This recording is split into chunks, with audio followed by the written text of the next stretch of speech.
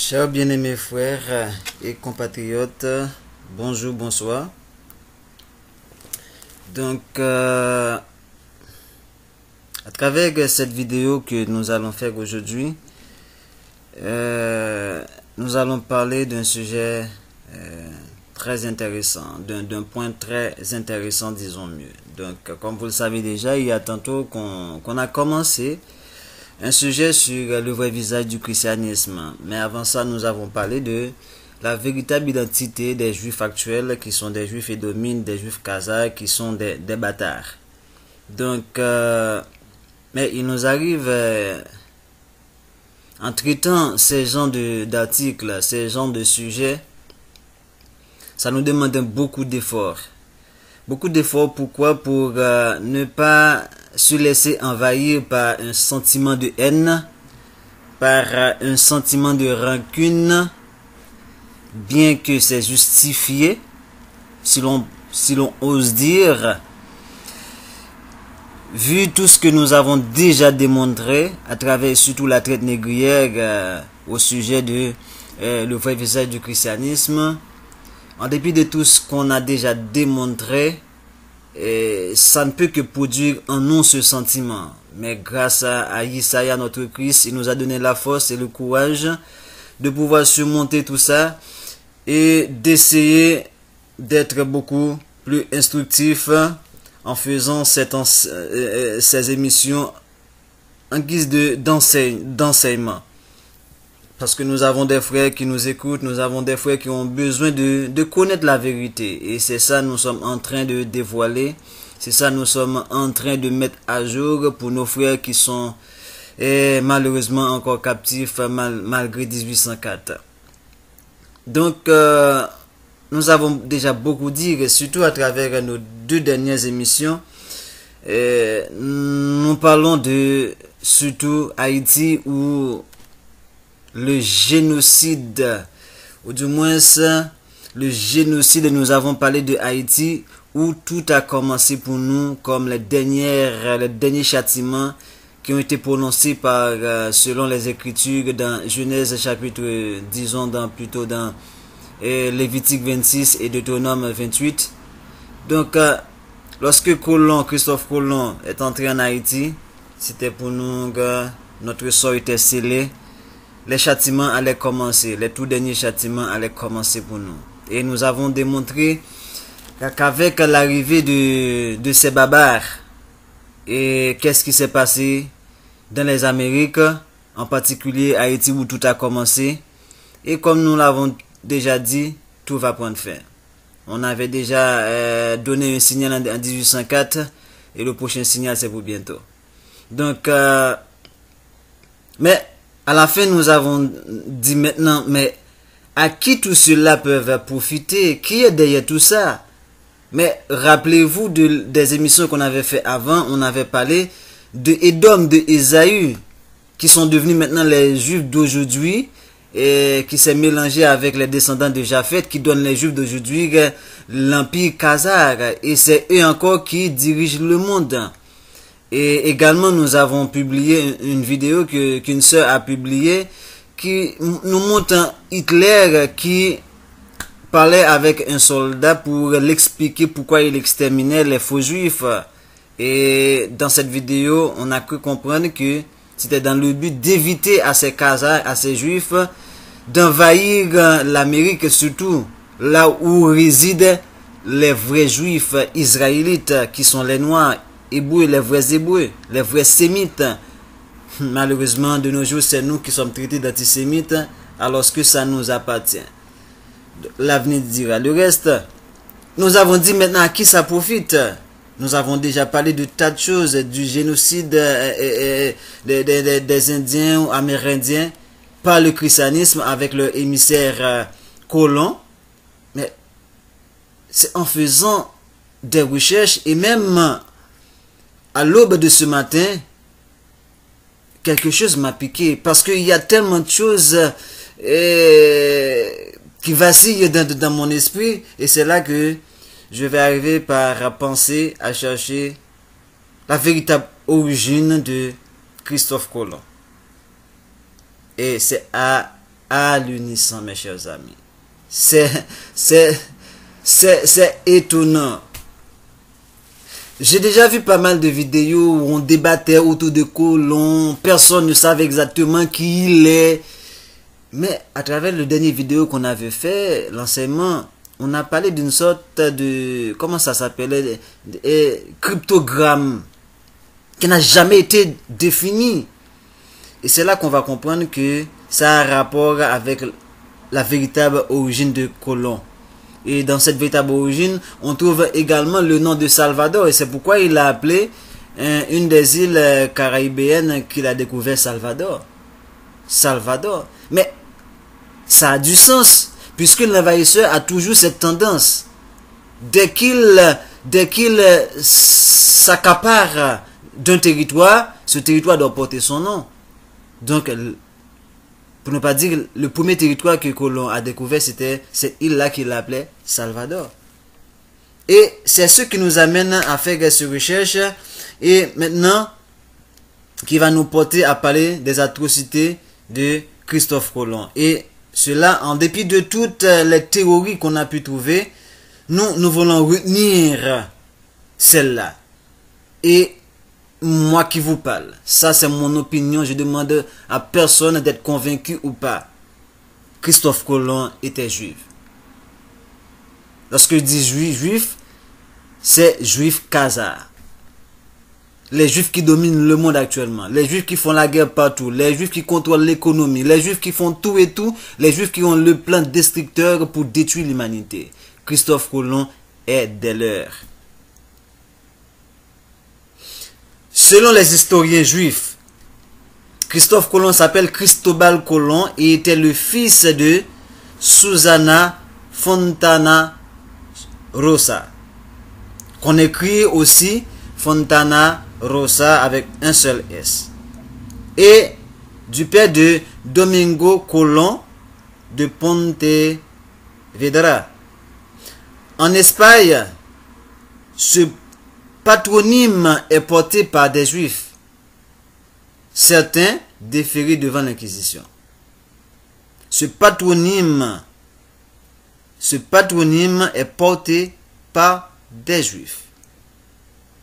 Plusieurs auteurs, le premier est Salvador de Madariaga en 1952, ont soutenu une théorie selon laquelle Christophe Colomb aurait des origines juives ibériques, famille juive de Galice ayant trouvé refuge à Gênes.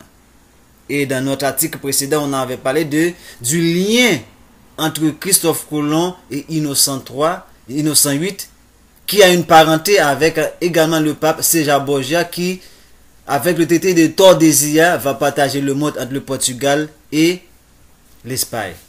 Est-ce des coïncidences? Moi, je dirais non. Les faits sont là, la vérité commence à surgir. Et aurait été un converso, un converti. Ça veut dire qu'il est passé de juif converti. Il est un juif converti publiquement de force au christianisme. Christophe Colomb est un bâtard, est un édomite qui s'est converti au judaïsme, de la religion du judaïsme. Il est juif et il a été converti au christianisme. Il va être un fervent adepte du christianisme.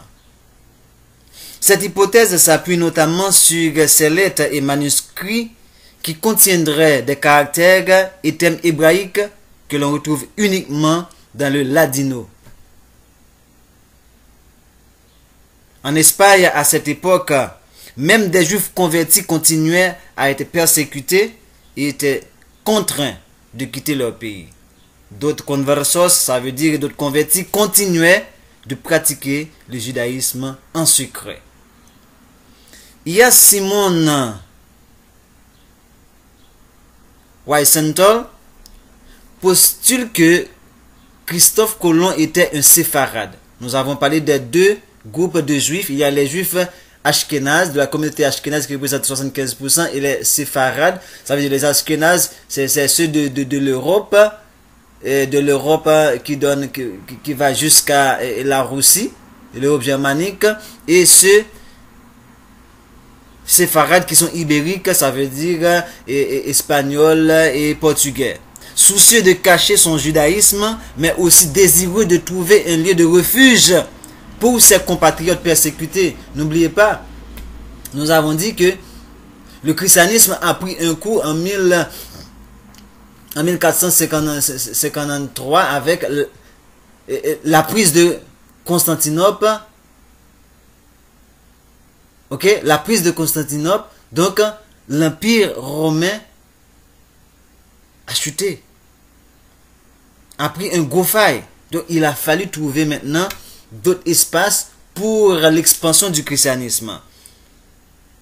Simon affirme que l'idée de colons de naviguer vers l'ouest pour atteindre les Indes était moins le résultat des théories géographiques de l'époque que de sa foi dans certains textes bibliques, en particulier le livre d'Ésaïe, citant à plusieurs reprises 2 versets de ce livre.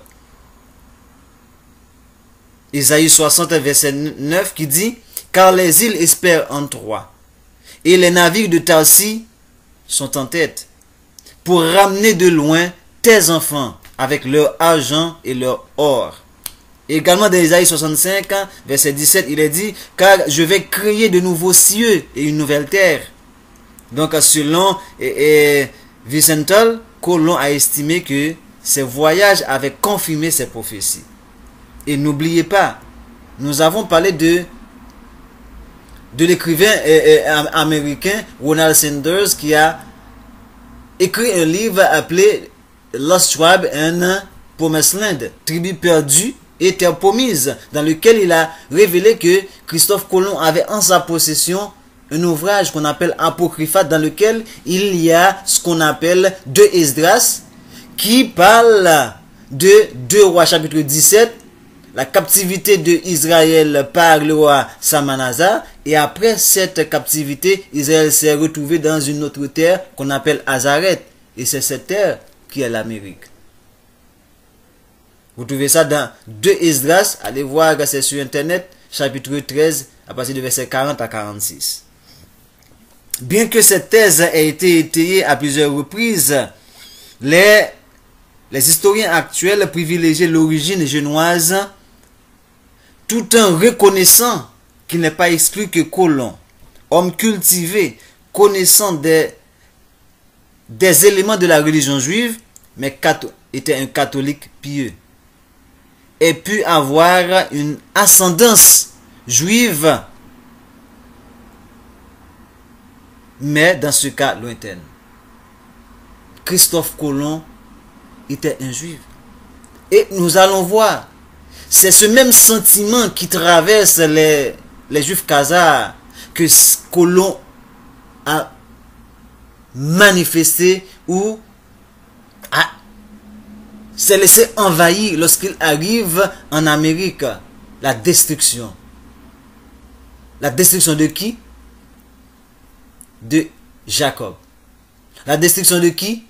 De Israël. Parce que nous avons récupéré notre droit d'aînesse. Ils avaient promis de se venger. C'est pourquoi, d'où est-ce que, peu importe là où l'homme, je dis pas blanc de manière générale, mais ces hommes-là, cette catégorie, qui sont en France, notamment actuellement, qui sont, bon, les États-Unis, c'est leur fief, c'est là qu'ils ont fait leur domaine pour dominer le monde. Voilà pourquoi ils nous détruisent. Voilà pourquoi, peu importe, un policier blanc voit un noir dans la rue, c'est comme même pas un chien. Parce que je sais que dans des pays comme le Canada, soi-disant des pays où on respecte la vie, mais les animaux ont plus d'importance que nous les noirs.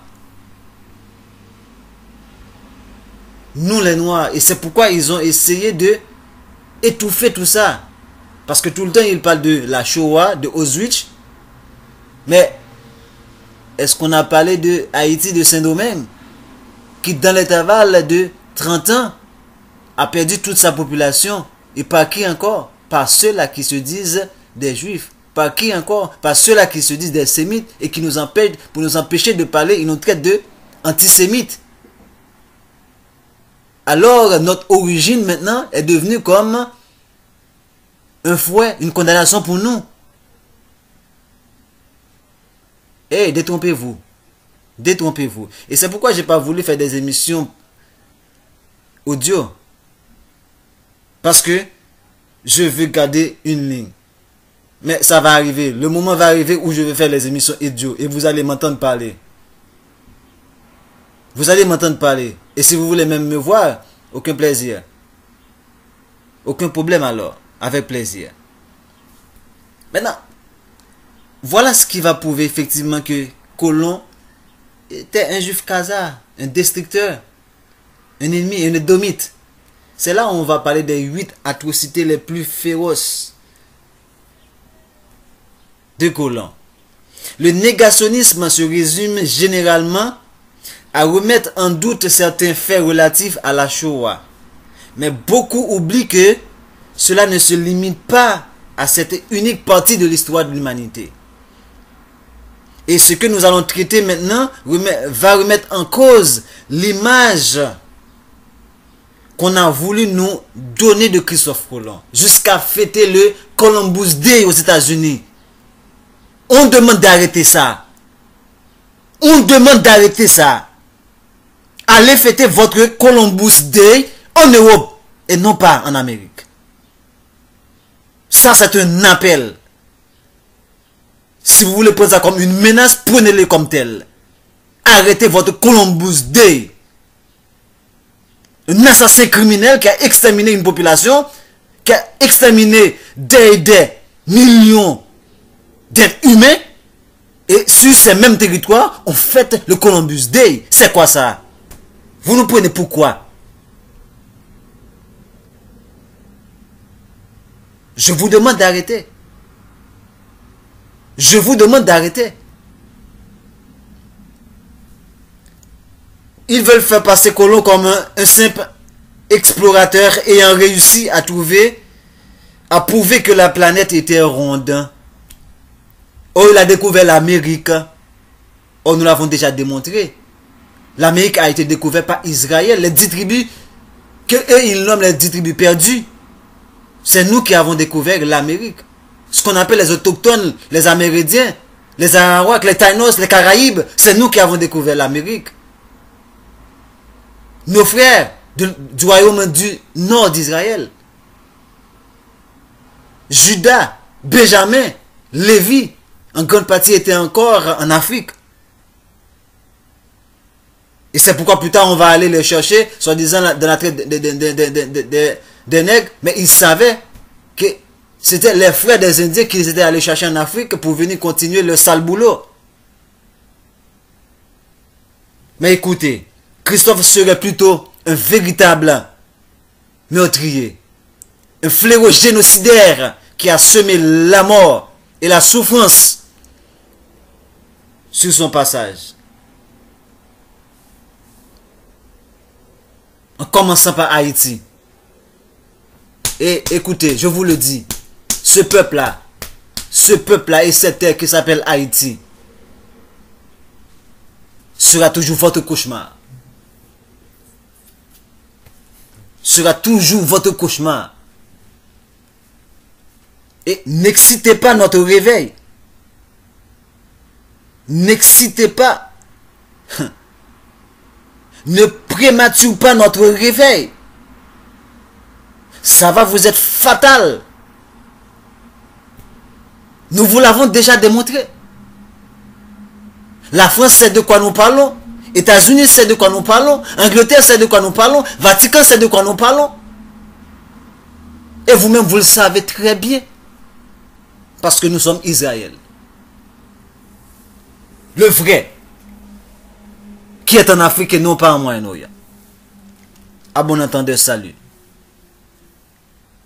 Une vision très éloignée alors de tout ce qu'on enseigne jusqu'alors. Et cela, c'est toujours intéressant de le savoir. Aujourd'hui, le continent américain célèbre un homme qui a commis un esclavage obscène et inhumain, immonde, le viol et le génocide à la plus grande échelle de l'histoire de l'humanité. Bien pire que ce qu'a fait Hitler. Hitler qui, lui, dirait-on, a voulu venger le génocide des Américains, des Amériques. Notamment Haïti. Et moi, pour ceux qui disent que lorsque Haïti a déclaré la guerre à Hitler essaie de... Je vous dis, ça c'est dans votre histoire. Mais je vous assure, Hitler, lui, a visité Haïti. Parce qu'il sait. Il sait qui était ce peuple. Il connaît les secrets de cette nation et de son territoire.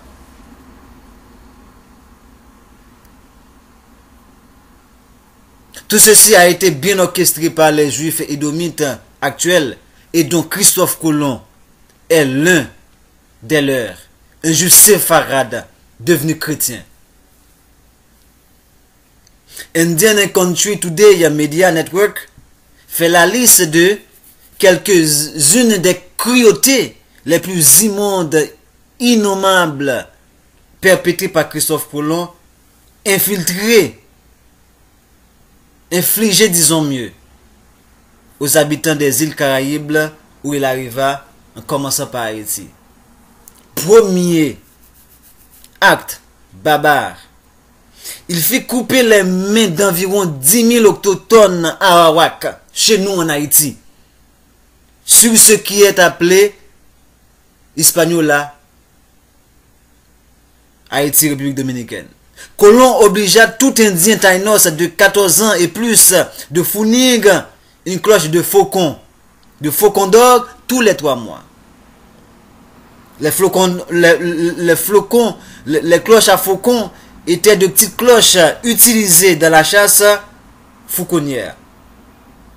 Colomb fait distribuer des cloches aux Indiens car ceux-ci devaient remplir une cloche de poudre d'or tous les 3 mois, faute de quoi ceux qui ne lui fournissaient pas leur quota d'or étaient punis en ayant leurs mains coupées et laissés mourir d'hémorragie.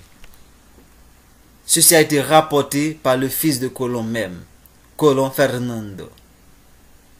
Deuxième atrocité.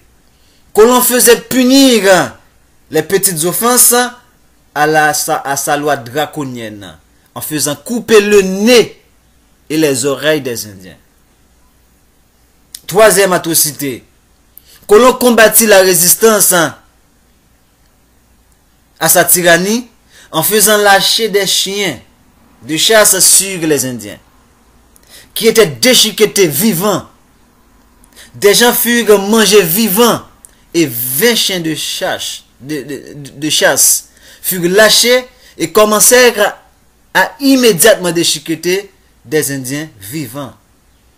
Écrit l'historien espagnol et prêtre catholique Bartolomé de las Casas, qui a été lui un esclavagiste, mais qui a laissé tomber vu ce qu'il a vu de ses propres yeux. Quatrième atrocité. Colomb et ses hommes chassaient les Indiens pour le sport, en utilisant les cadavres comme nourriture pour chiens.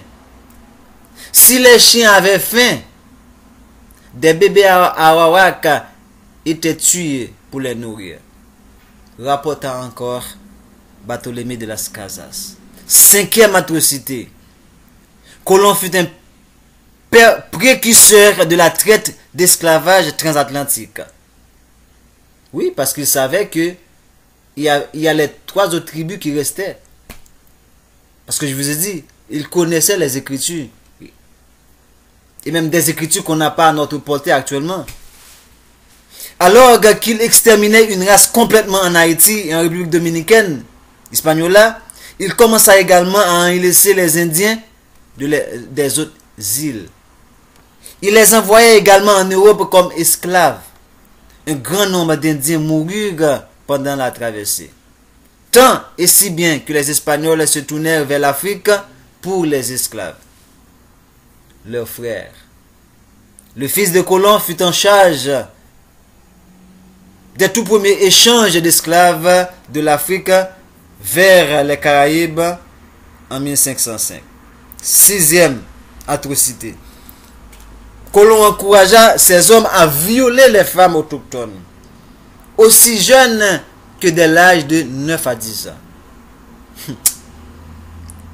Dans un événement particulièrement bien documenté, Colon donna une jeune indienne adolescente à son homme d'équipage, Miguel Cuneo, lorsqu'ils s'en retournèrent en Espagne.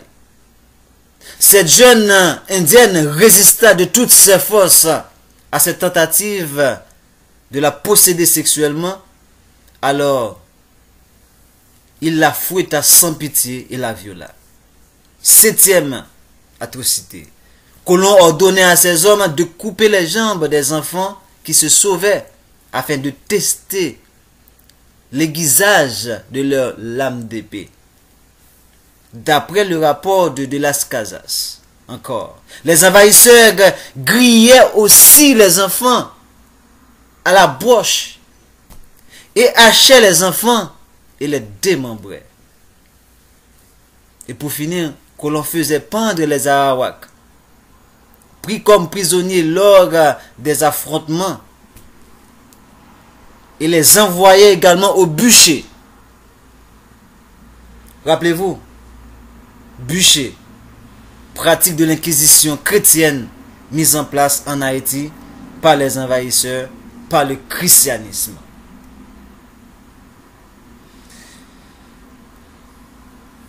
Timothée Pickering, négociateur du gouvernement américain avec les nations iroquoises, dans une lettre adressée à George Washington le 21 mars 1792, disait ceci: les Indiens ont été tellement de fois déçus et trahis par les hommes blancs que l'expression homme blanc parmi bon nombre de natifs est synonyme de menteur. Vraiment, monsieur, je ne suis pas consentant pour faire partie de cette infamie. Je confesse volontiers que je ne suis pas indifférent au fait d'avoir un nom propre, même parmi les Indiens. De plus, ils me voient et me considèrent expressément comme votre représentant, et mes promesses comme les promesses du destructeur de ville. Monsieur, pour votre honneur et pour l'honneur et les intérêts des États-Unis, je désire leur faire savoir qu'il y a quelques hommes blancs incapables de les décevoir ou de les trahir.